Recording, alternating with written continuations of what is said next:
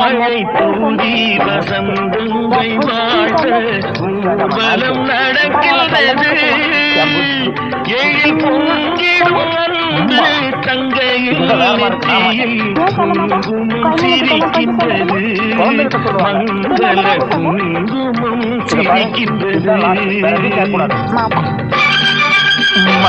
ஐயா இப்படியா இங்க பிடிச்சி இப்படியாச்சு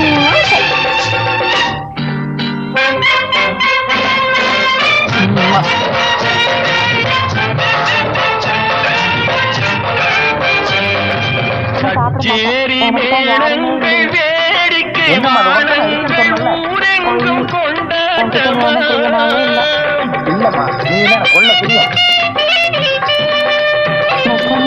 கச்சேரி மேளங்கள் வேடிக்கை வானங்கள் ஊரெங்கும்.